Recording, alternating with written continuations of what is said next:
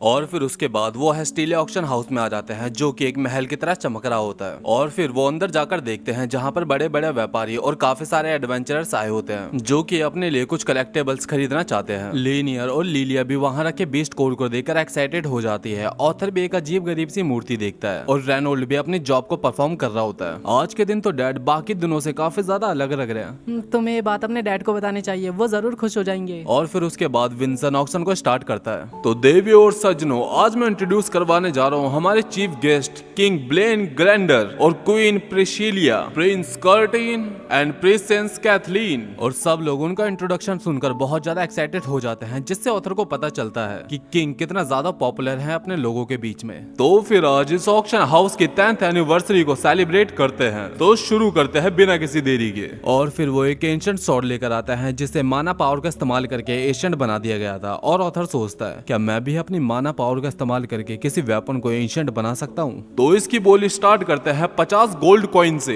मैं 51 दूंगा। मैं 52 दूंगा। मेरे 53 लिख लो। और इसी बीच ऑथर नोटिस करता है कि सिल्विया कहीं पर चली गई है। और फिर हम सिल्विया को देखते हैं, जो कि ऑक्शन हाउस में अकेली घूम रही होती है। और ऑथर सिल्विया को ढूंढने के लिए निकल जाता है, लेकिन तभी सिल्विया एक बूढ़े आदमी के पास पहुंच जाती है। और वहीं दूसरी तरफ ऑक्शन चालू होता है। ये बेबी लायन एक माना बीस्ट है, ये अभी से ए रैंक का है, तो सोचो ये बड़ा होकर कितना ज्यादा पावरफुल बनेगा। और किंग ब्लेन का बेटा उस माना लायन को खरीदने के लिए कहता है। तो इसकी बोली हम स्टार्ट करते हैं 100 गोल्ड कॉइन से। मेरे 300, मेरे 400, 450, 1000। और किंग 1000 गोल्ड कॉइन की बोली लगाकर उस बीस्ट को खरीद लेता है। और वहीं दूसरी तरफ ऑथर सिल्विया को ढूंढते हुए उसके पास पहुंच जाता है, जहां पर वो बूढ़ा आदमी सिल्विया से कह रहा होता है, आओ मेरे पास आओ, मैं तुम्हें अच्छे से देखना चाहता हूँ। लेकिन सिल्विया उसके पास जाने से डर रही होती है। और तभी ऑथर वहां जाता है और ऑथर उसके ड्रेस को देखकर समझ जाता है कि ये तो वही सैनिक है जो कि किंग के पीछे खड़ा हुआ था। ऑथर उससे कोई पंगा नहीं लेना चाहता है, इसलिए चुपचाप सिल्विया को लेकर निकलने की सोचता है। सॉरी सर, ये गलती से यहाँ पर आ गई, अब मुझे शायद इसे लेकर वापस जाना चाहिए। तो ये एक ऑक्शन का पार्ट नहीं है, वैसे ये बहुत ही यूनिक माना बीस्ट है। एक काम करो, तुम इसको यहीं छोड़ जाओ। अगर ये मेरे जैसे किसी स्ट्रॉन्ग के पास रहेगी तो ये काफी ज्यादा पावरफुल बन जाएगी। तुम जैसा एक कमजोर इसे ट्रेन नहीं कर पाएगा।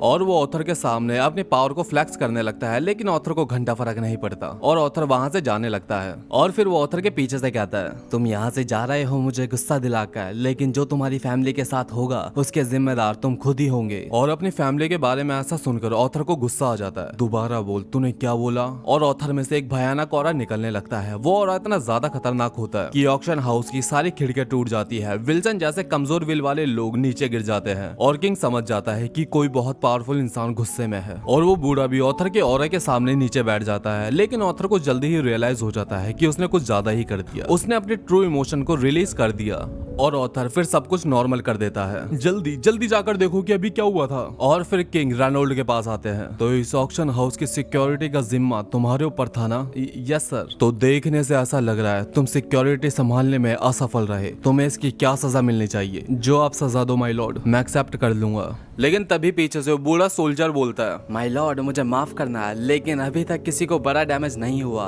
तो अच्छा यही होगा कि हम इसे कोई बड़ी सजा ना दे। वैसे देखिए ना, वो माना बीस्ट कितना ज्यादा प्यारा है और काफी ज्यादा स्ट्रांग भी लग रहा है। अगर वो हमारे पास होगा तो हम उसे इन्वॉल्व करके उसके फुल पोटेंशियल तक पहुंचा देंगे। और किंग उसकी बात से अग्री करते हुए कहता है, सेबेस्टियन ने हमारी लाइफ काफी बार बचाई है, इतनी बार कि मैं उसे गिन भी नहीं सकता, और इसके लिए मैंने उसे कोई तोहफा भी नहीं दिया, तो शायद ये बीस्ट उसके लिए सही तोहफा होगा। और किंग रेनोल्ड से ऑथर के उस बीस्ट को लेने के बारे में पूछता है, लेकिन रेनोल्ड कहता है, माय लॉर्ड मुझे माफ करना, वो बीस्ट ऑथर का है, ऑथर ने अपनी मेहनत से उसे पाया है, तो इसका डिसीजन उसे खुद ही लेना चाहिए। और किंग भी रेनोल्ड की इस बात से अग्री करता है और वो फिर ऑथर से पूछता है उसके बीस्ट के बारे में। शुक्रिया माय लॉर्ड कि आपने मेरे बीस्ट को इस काबिल समझा, लेकिन मुझे माफ करना, मैं उसे खुद से दूर नहीं कर सकता। अरे बच्चे तुम फिक्र मत करो, इसके बदले में मैं तुम्हें लायन बीस्ट दे दूंगा जो हमने आज ही खरीदा है, वो भी काफी ज्यादा पावरफुल है। अब बताओ तुम क्या कहना चाहते हो? माय लॉर्ड प्लीज मुझे माफ कर देना, मैंने अभी थोड़ी देर पहले ही आपसे कहा कि मैं उसे खुद से दूर नहीं कर सकता। सिल्विया मेरी पार्टनर है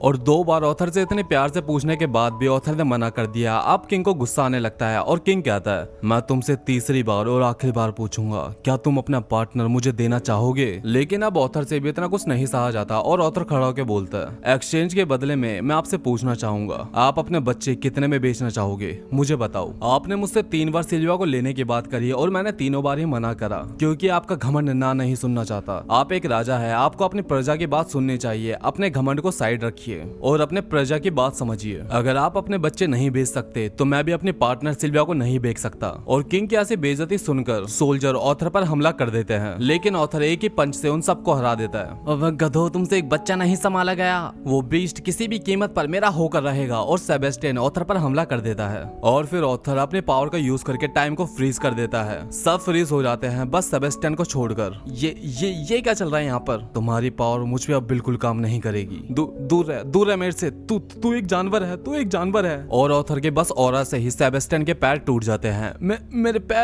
पैर। अगली बार मेरी फैमिली को परेशान करने से पहले 100 बार सोचना। और सेबेस्टियन को ऑथर के पीछे एक ड्रैगन की इमेज दिखाई देती है जिसे देखकर वो बहुत ज्यादा डर जाता है। और तभी टाइम दोबारा से शुरू हो जाता है और ऑथर उस पावर का इस्तेमाल करने के बाद बेहोश होकर गिर जाता है। और फिर जब ऑथर की आंखें खुलती है तो वो अपने रूम में लेटा हुआ होता है। मेरा सर कितना ज्यादा दर्द हो रहा है। शायद मैं इस पावर का इस्तेमाल काफी कम टाइम के लिए ही कर पाता हूँ। और ऑथर को रियलाइज होता है कि वो इस पावर का इस्तेमाल बहुत कम समय के लिए ही कर पाता है। उसे इस पावर का यूज करने के लिए और ज्यादा स्ट्रांग होना पड़ेगा। और फिर ऑथर अपने मदर के साथ शॉपिंग करके आता है तो वो देखता है कि उसके डैड किसी से जोर जोर से चिल्लाकर बातें कर रहे होते हैं। और ऑथर जब ये सुनता है तो पूछता है कि यहाँ पर क्या चल रहा है, लेकिन वो उसे शांत होने के लिए कहते हैं। लेकिन फिर भी ऑथर अंदर आ जाता है।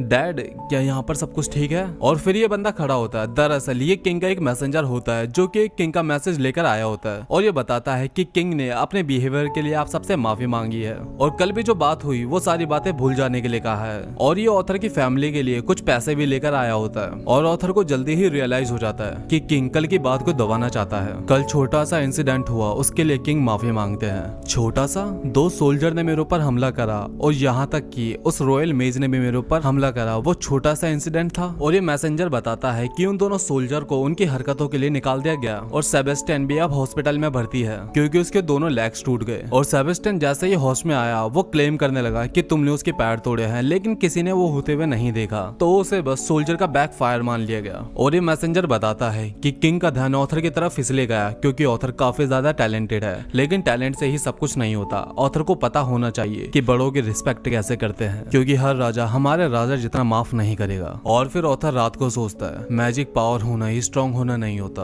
मुझे पॉलिटिकल पावर भी हासिल करनी पड़ेगी, तब जाके मैं अपनी फैमिली को प्रोटेक्ट कर पाऊंगा। पॉलिटिकल पावर से ऑथर का मतलब होता है एक ऑनरेबल पोजीशन। और फिर ऑथर जायरस एकेडमी आ जाता है जहाँ पर उसे एक उल्लू दिखाई देता है। वो उल्लू अपनी आंखों के इशारे से ऑथर को अपने साथ चलने के लिए कहता है। ऑथर उसके पीछे पीछे आता है और फिर ऑथर एक बूढ़ी औरत के सामने आकर खड़ा हो जाता है। ऑथर, मैं तुम्हारा ही इंतजार कर रही थी।